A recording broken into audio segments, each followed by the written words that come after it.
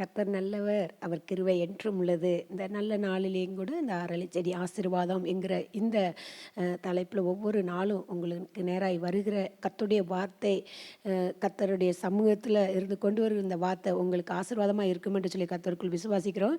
இந்த நாளிலையும் ஆண்டவர் நமக்கு கொடுக்குற வார்த்தை என்னாகமம் 24:1, இஸ்ரவேலை ஆசீர்வதிப்பதே கர்த்தருக்கு பிரியம். அல்லேலூயா. இஸ்ரவேலை ஆசீர்வதிப்பதே கர்த்தருக்கு பிரியம் என்று சொல்லி ஆண்டவர் நமக்கு வாக்கு கொடுக்கிறார். இஸ்ரவேலை எப்படி ஆசீர்வதித்தார்?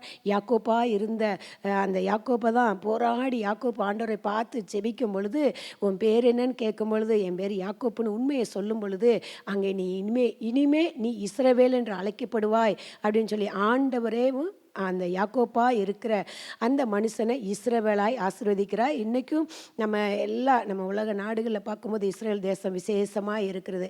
அப்போ ஒரு மனுஷனை கர்த்தர் ஆசீர்வதிக்கும் பொழுது அது மிகப்பெரிய ஆசீர்வாதமாக இருக்குது. இந்த அலரி செடி ஆசீர்வாதம் என்கிற தலைப்பில் நம்ம ஒவ்வொரு நாளும் இந்த வார்த்தையை நம்ம கேட்டுக்கொண்டு இருக்கிறோம். ஆனால் இந்த வார்த்தை, இந்த அலரி செடிங்கிற இந்த செடி தண்ணீரண்டே இருக்குமாமா. அல்லேலூயா. நீங்கள் இஸ்ரேல் தேசத்துக்கு போய் பார்த்தீங்கன்னா அவ்வளோ ஒரு செழிப்பு பார்த்துக்கோங்க. அல்லேலூயா. எங்கே பார்த்தாலும் பச்சை பசேர்னு இருக்கும்.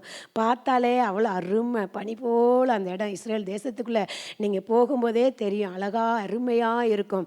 ஆனால் அந்த இஸ்ரவேலு என்பது பேர் அவன் வாங்குறதுக்கு முன்னாடி யாக்கோப்பு ஆண்டவரோடு கூட போராடுகிறான்.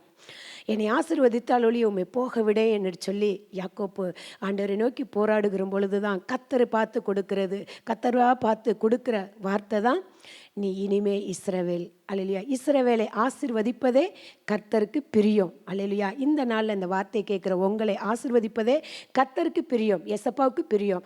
அதனால் ஆண்டவரே, என்னை எந்த இக்கட்டில், எந்த இடுக்கங்களில், எந்த சூழ்நிலையில் இருக்கிறீங்களோ அதில் கர்த்தர் இந்த நாளில் உங்களுக்கு ஆசீர்வதிக்க போகிறார். உங்களை ஆசீர்வதிக்கவே ஆசீர்வதித்து பெருகவே பெருக பண்ணுவேன்னு சொல்லி ஆண்டவர் இந்த நாளில் உங்களை ஆசீர்வதிப்பதே அவருடைய சித்தமாக இருக்கிறது. ஆகையால் ஆண்டவரே, இந்த சூழ்நிலையிலிருந்து என்னை ஆசீர்வதியும் என்று சொல்லி ஆண்டவரை பார்த்து நம்ம ஆண்டவருடைய சமூகத்தில் ஒருமனப்பட்டு செபிப்போம். இந்த நாளில் கர்த்தர் நம்ம காரியங்களை வாய்க்க செய்வார், நம்மளை ஆசீர்வதித்து பெருகவும் செய்வார். பெரிய காரியத்தை கர்த்தர் செய்யும்படியாக ஒரு மனதோடு கூட நம்ம செபிக்கலாம். பிதாவாகிய தெய்வமே துதிக்கிறோம் ஐயா.